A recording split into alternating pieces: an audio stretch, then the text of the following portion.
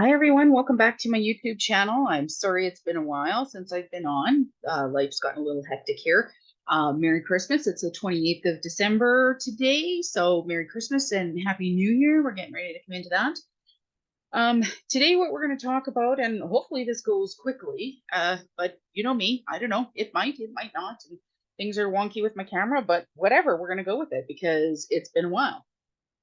So today I want to talk to you about the difference. So this is kind of a continuation in my ink series. So which ink do you use and when?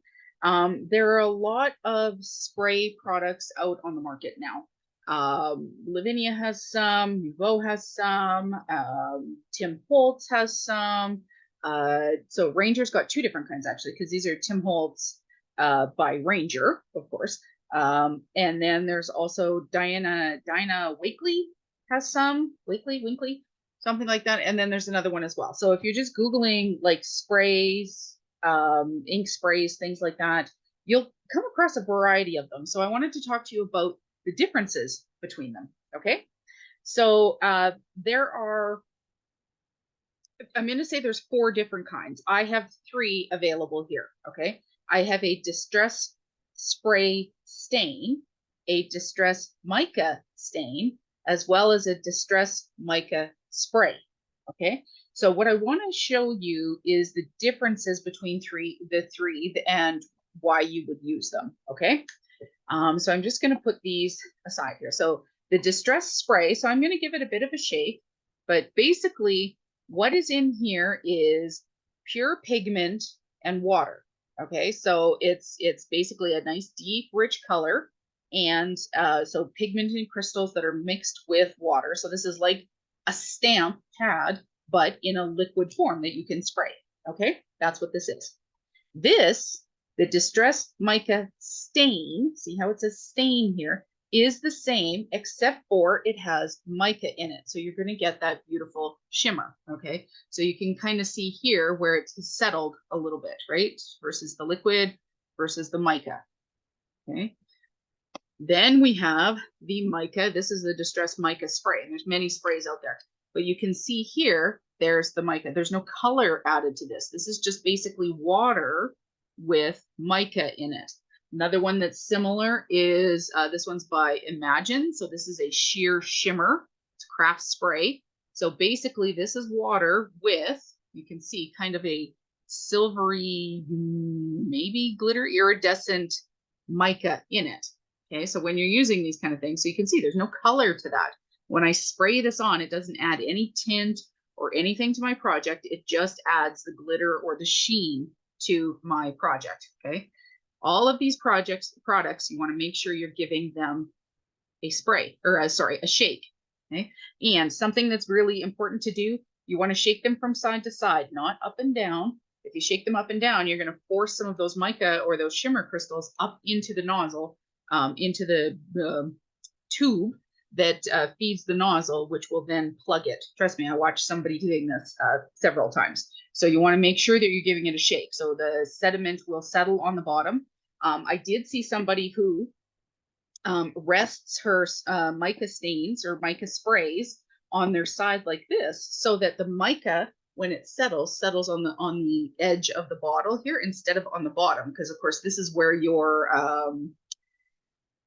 this is where the mica will settle, but this is also where the tube that's feeding your nozzle sits. So if you're shaking it around and stuff like that, there's going to be big clumps of mica possibly down here. So I thought that was pretty clever, actually. It's not how I store them in my craft room because that's not where I have them, but I may look at doing something like that in the future because I really love this product. But I had given this a shake already, but you can see here where the sediment is already settling right in there. See? You can just see it just past the label there. Okay, so I'm going to give that a shake side to side. Okay, usually these products, I can hear it in this one, will have a ball bearing in them. That's to help move the mica around. Okay, so you want to shake these guys until you start to hear that ball bearing. Other than that, it's stuck in the mica and you've got too much. You still have too big of chunks of your mica, so you need to keep shaking. Okay. So what I want to give you a visual of is to explain precisely what is in these bottles. Okay, why is it so different having it in a spray form? Why do we want to use that? That kind of thing. Okay, what I have here, these are color brush-os by Colorcraft. Okay, in these tiny little bottles, there's a reason why there's a pinprick. You don't want to open the whole thing. I'm just using, that's as big of a hole. You can just see that tiny, sorry, I'm gonna move into camera there. Okay, that's as big of a hole as you want to use because there's tiny little flakes of color in here, pure pigmented color that then you can add your medium to. So whether it's I'm adding water, so a dye-based pigment is what I'm going to have then, or if I'm going to add glycerin or oil, such as a pigment-based ink pad, something like that. Okay, so it's however I'm going to add it to move it around. So that's what I'm going to do here is I'm going to show you. So this is what is in these items. Okay, so I'm going to shake this out and I'm not using a lot.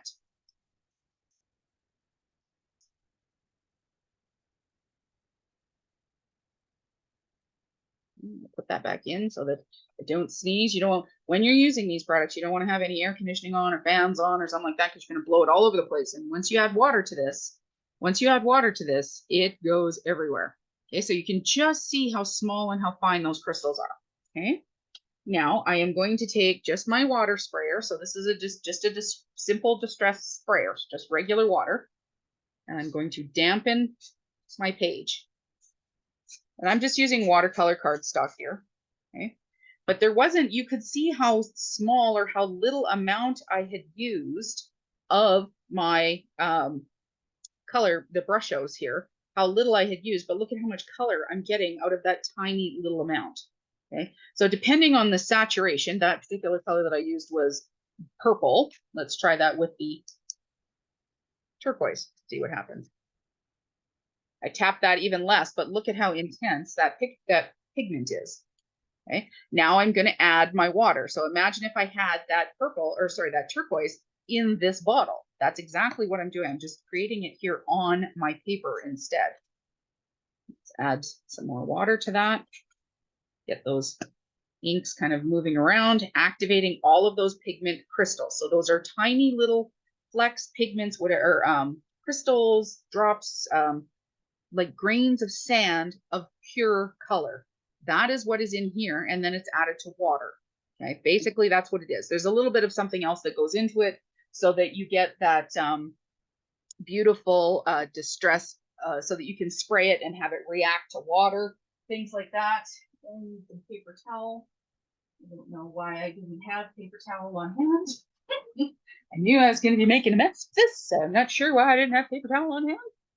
But we'll give that a dry. I'm going to take some of that color off. Okay. If you get this on your clothing, it will stain. This is pure pigment. This is what they make clothing dyes out of. It is pure color. Okay, so that's why you do want to, splat boxes are really handy, contained areas, don't sneeze. But even that, like I didn't spray a lot and I do have some spray off the side here, which is fine. This is my crafty table, so that's what it's for. But now I'm just going to put this to the side and let it dry because it's really pretty color. But basically, that's what we're talking about. That is what is in the Distress Spray Stain, because you can see how it's staining my paper, and the Mica Stain.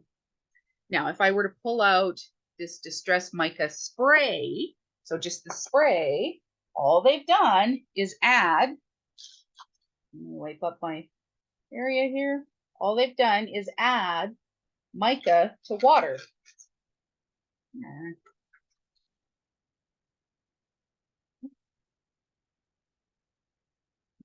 You can see over here just how far those little crystals will go. Okay. See, and it is saying even just the cast off has stained my paper towel. That paper towel is never going to go back to being pristine white, which is fine. I don't particularly care about that, but that's what it means by stain. It's going to stain and saturate. The color is going to saturate whatever work surface you're using. Okay, versus, so let's use this side. Okay, so I'm going to use a Distress Spray Stain. That's going to be the first one. So I've shaken this and I'm going to give it a couple of spritzes. Deep, intense color. Look at that. Now, if I want, I can move that around. I can lighten that and move it around with a little bit of water if I wanted, like, so I can lighten this and move it around, things like that with my water. But that is a deep, intense color that is staining or saturating my paper. Okay, does that make sense? I'm hoping so, but you can see how deep and intense, rich that color is. Even the cast off here is still deep and intense. Okay, so that's what we mean by a spray stain versus I'm going to show you the distressed mica spray. So this is just a spray. This is just the mica in with some water. Okay.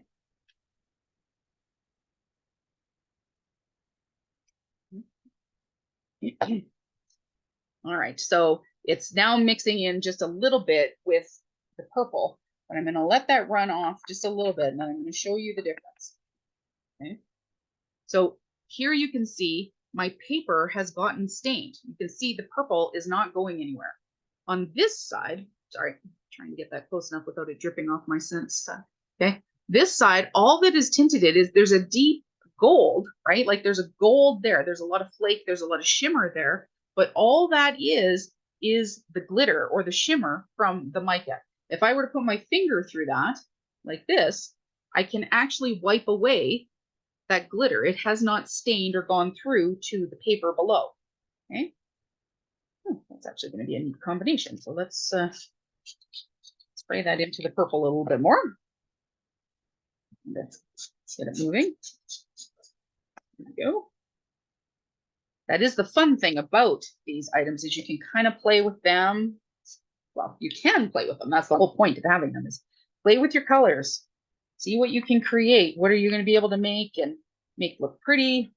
Because these are distress sprays as well, like I could, if I wanted, if I dried this piece of paper, I could use and re-dip into all of these fabulous colors that are here, but I'm actually just going to leave it like this. Let it dry, kind of catch the edges here with my handy dandy paper towel. Do that, and put that. I'd love to stay tuned for my next video series because I think I'm thinking that I'm going to let everybody have a look at my craft room. I've decided the best way for me to actually clean it is to kind of do a year-long challenge and keep myself accountable to you guys. So I'm going to show you the mess and the sty that I craft in, and then hopefully within a year be able to actually actually have it cleaned and everything put away and mostly organized and things like that, and then do a really decent tour. But yes, much to my shame, I think I'm going to let everybody have a look-see in here. So we'll see. That's coming for the new year. So that video will be up in the next couple of days. So, but even here you can see, I'm not sure if you guys can see that still on camera, just the little bit of overspray that I had from that purple has actually stained my desk a little bit. Now I could get that out with alcohol if I was really concerned about it, but I'm not. Okay, so that, as you can see, that was the difference. Okay, so the spray stain and then the spray, the mica spray. Now I'm going to show you the differences between the mica stain, the distressed spray stain. Okay, but I want to get this moving enough that I get that ball bearing moving, right? And I know there is one in this one. Out of the sets of the Tim Holtz that I had gotten, I think I've got, there were 6, maybe 8 sets. I think I have 7, and only one out of all of them. So there's 3, so that's 21 colors. I think one out of all of them is one that didn't come with a ball bearing. I've never gotten it to move. So we've got Mica is moving around. There we go. So I'm going to give this a spray. Okay. And I'll wipe that off. Now look at how deep and intense that color is. Okay. I'm going to put my finger through that. I don't recommend this for everybody trying this out, but I'm going to put my finger in that and kind of give it a move.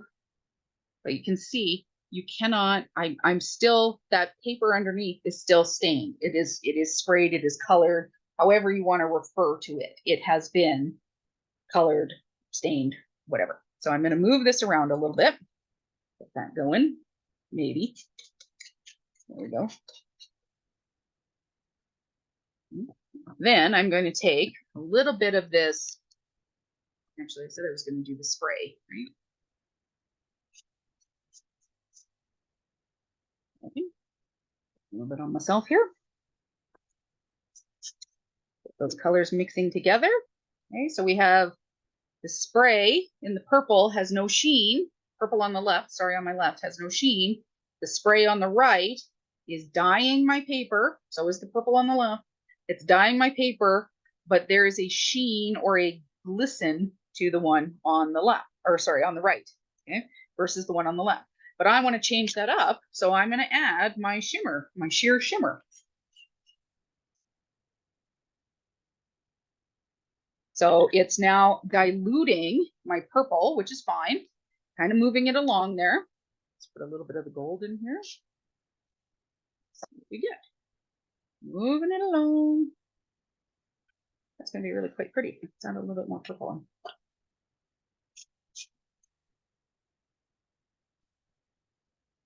The fun thing with these sprays is that it is quite a practice in color of how much do you like, what do you not like, moving things around.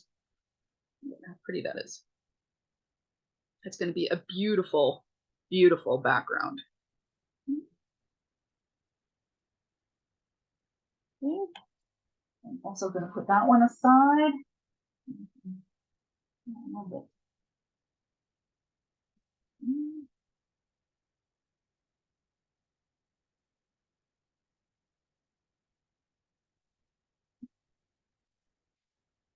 Off to the side here, this one to the side.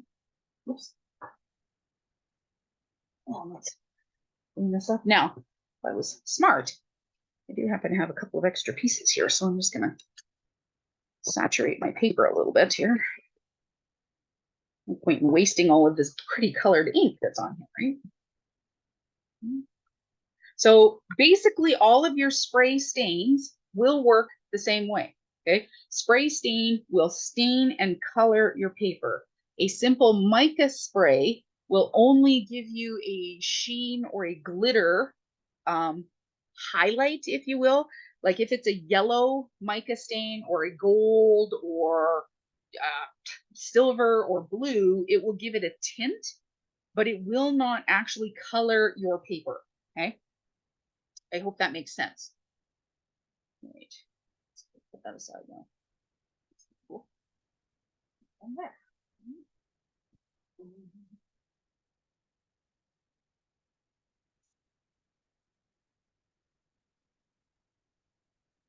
Ink on myself here. So I'm not going to be making any backgrounds. I just made 3. I'm not going to be making any cards today. Today is just about showing you how to use these inks.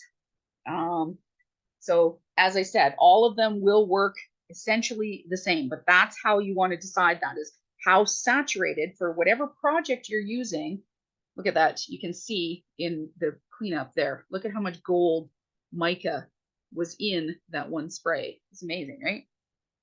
So that's the other thing too, is often, which is shifted in, ooh, that is lots of stain there.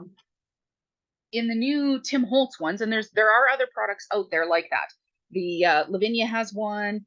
The color of the mica that is in here is dyed to match the color of the stain. So it's almost like having the exact same glitter or shimmer as whatever stamp pad. If you were, you know, like using a distressed ink and you were ink blending onto your pad or onto your cardstock or something like that. That's the whole point behind these spray stains, is so that you don't have to use your ink pads to ink blend. You can simply use a product like this, get a nice even spray coverage, move it around however you want, and then dry it, move on with your project kind of thing. But what's beautiful about these particular products is that they have dyed the mica to be the same color as the actual stain color. So the mica that's in this one, you can see, is kind of that purpley pinkish color, which is which color this is here. This is Fortune Teller. on the mica stain, and this is the wilted violet on the spray stain. Wilted violet is a very common, has been around for a very long time, distress ink product by Tim Holmes. Okay, so now I'm just going to compare the two mica sprays. So this one is called Sheer Shimmer by Imagine. I think it's a different Imagine, it's Imagine Crafts. Okay, so nothing on here, but you can see, okay, so it's not adding any color. So it's just mica. You can see that mica moving around in there. It's kind of got a goldy tint to it, but it's just with water. So this is actually just might pick up some of the stain from my fingers here, but you can see here, I don't know if it's going to pick up on camera. So that shine, that's not just because the cardstock is wet. That is because it has the shimmer in it. It has that mica spray, glitter, whatever you want to call it. Okay. This is the gold one. This will give you a nice example too, just to see the differences then. Okay. So I don't know if this is gold or if this is supposed to be tarnished brass. That's all. So again, it's very faint, but you can look at how much white you can still see behind that. That's not going to go away. That tone is not going to get any deeper. Okay. In fact, as it dries, like in these couple of areas here, that's still all of that glitter. As I shake that off, all of that mica, whatever you want to call it, as I shake that off, the underneath on my cardstock is going back to white-ish. It's kind of like an ivory or a beige-ish now, but essentially, I would not say that that has been colored or, you know, well, I can't say it hasn't been enhanced. It's really lovely, actually. I really quite like it because it's you know, it'd be really nice for die cuts, make a nice background. It's got that lovely shimmer to it. You know, that's kind of what I'm aiming for. But I wouldn't say that I've now added any color to it. So each one has its own very, very different properties. So that's what you want to keep in mind when you're looking at your spray stains. Okay. So something else that I will show you, and this is going to be a test because I didn't actually test this out, but I want to see if it'll work. Theoretically, it should work. Okay, so this is a panel. So that's one of my upcoming videos that I'll be doing is I'm going to show you how to hot foil using a hot foiling machine. So we've done hot foiling with without heat, we've done foiling with heat, and now we're going to use a hot foiling machine. Okay. But one of the things that's pretty cool about this is I should be able to spray this and it should resist, and it is. It's resisting my places where I had the foil, which is cool. So I just want to clean off the nozzle here before I go and put this back. So this is another way of using your sprays. Okay. So I still have all of that beautiful foil behind there, all of that beautiful shine, and it has beaded up on top of there. Let me get my little cloth here and give it a wipe. Yeah. Okay.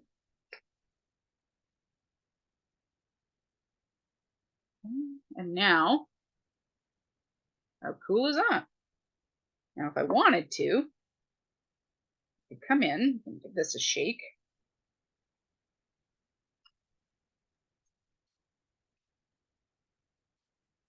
That, and let's do a bit of this one. What's nice about these, the mica sprays, is that because they have so much water in them, they do help to move that color around a bit if I want, which I do, obviously, because that's kind of what I'm doing, moving my color around a bit. So what had been a fairly imperfect foiling job, now you can't even see that. And I just have this beautiful color in behind it. That's cool. Okay, I'm going to bring these back into the frame here. Let's, sure I've got my paper towel here so I'm not getting all this stain on my desk. Too late right there. Okay, so we're going to put these two aside. I'm going to clean this up. So about the only thing that takes the stain out, I mean, I use these and you know, I play around with the stains and stuff like that. My skin does get stained in the colors, but usually wash my hands a couple of times, use some hand cream, and then wash my hair the next day, and it comes out. So it's usually not a problem. Um, now, but I don't, you know, if you're concerned about your manicure, things like that, wear gloves. That's the best advice that I can have for you. Use a container that has sides on it. That will help not have the overspray like I have right here, which would be good because see, even over here, a little bit of overspray.